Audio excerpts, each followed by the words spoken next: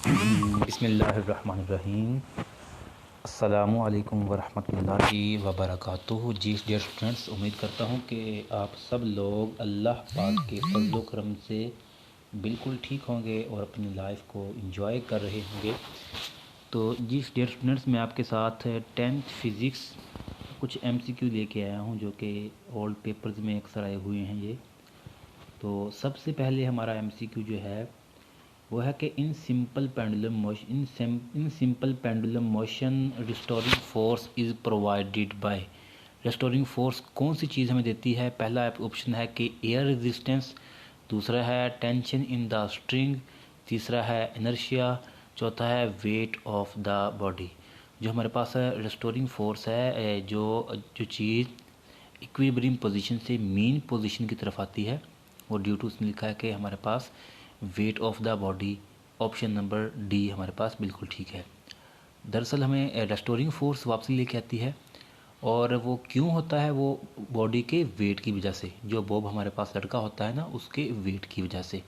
और जो equilibrium position से इक्विलिब्रियम पोजीशन या मीन पोजीशन से लेके जाता है हमारे पास एक्सट्रीम पोजीशन तक, तो वो हमारे पास इनर्शिया होता है। तो इसमें हमारे पास 2 MCQ क्लियर हो गए हैं। If the time period is given then frequency is calculated as. हमें पता है कि फ्रीक्वेंसी जो होती है वो टाइम पीरियड का रेसिप्रोकल होती है। तो ऑप्शन ए हमारे पास यहाँ पे ठीक होगा।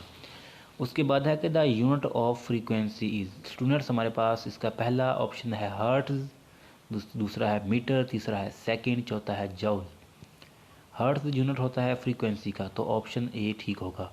बी मीटर है, ये डिस्टेंस का, डिस्प्लेसमेंट का होता है। सी सेकंड है, ये टाइम का होता है। और जॉल जो होता है ये वर्क का भी है और एनर्जी का भी है। Category of waves are. हमारे पास जो वेव्स होती हैं बेसिक, जो उनकी 2 कैटेगरीज होती हैं। एक होती है इलेक्ट्रोमैग्नेटिक वेव्स, एक होती है हमारे पास जो मैकेनिकल वेव्स। मैकेनिकल वेव्स की आगे 2 टाइप्स हैं, लॉन्गिट्यूडनल वेव्स और ट्रांसवर्स वेव। और जो लॉन्गिट्यूडनल वेव्स होती है उसकी एग्जांपल हमारे पास साउंड वेव होती है। और मैकेनिकल वेव को गुजरने के लिए मटेरियल मीडियम की ज़रूरत होती है। तो अब MCQ नंबर 4 का हमारे पास ऑप्शन बी बिल्कुल ठीक है। Which is an example of longitudinal wave?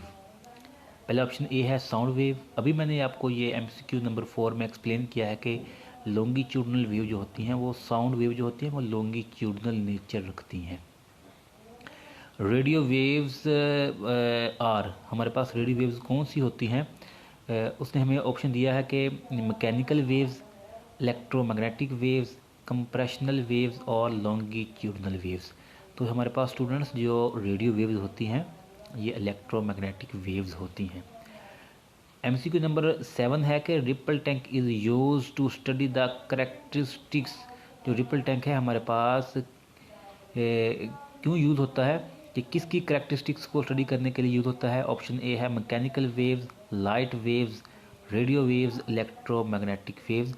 जो ट्रिपल टैंक है हमारे पास ये मैकेनिकल वेव्स को स्टडी करने के लिए यूज़ होता है। एग्जाम्पल ऑफ MCQ नंबर 8 है कि example of mechanical wave is. जो मैकेनिकल वेव उसने ऑप्शन ए दिया है कि radio wave, X ray, light waves, ये तीनों इलेक्ट्रोमैग्नेटिक हैं हमारे पास। और साउंड वेव जो है ये लॉन्गिट्यूडनल नेचर रखती है, और लॉन्गिट्यूडनल वेव्स मैकेनिकल वेव की हमारे पास टाइप है। तो ऑप्शन नंबर डी हमारे पास बिल्कुल ठीक होगा। MCQ नंबर 9 है कि in which state of matter longitudinal wave move faster. कि कौन सी जो मैटर की स्टेट है जिसमें लॉन्गिट्यूडनल वेव सबसे ज़्यादा हमारे पास मूव करती हैं? Liquid, solid, gas, liquid and solid both. सबसे ज़्यादा तेज़ होती हैं सॉलिड में, फिर लिक्विड में, फिर गैस में। तो सबसे हायर जो ज़्यादा तेज़ मूव करेंगी, फास्टर मूव करेंगी, वो सॉलिड में। तो हमारे पास MCQ नंबर 9 का ऑप्शन बी बिल्कुल दुरुस्त है। MCQ नंबर 10 है कि when water waves enter the region of shallow water their wave length.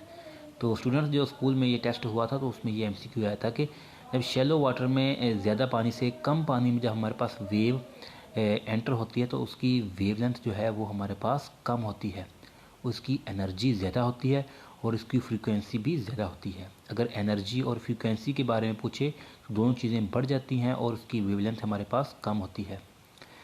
Spring constant के इज़, तो हमारे पास होता है एफ इज इक्वल टू के एक्स या माइनस के एक्स होता है। तो हमारे पास जो ऑप्शन ए है के equal to minus F over X, ये ऑप्शन हमारे पास बिल्कुल ठीक होगा। अकॉर्डिंग टू हुक्स लॉ ये होता है हमारे पास।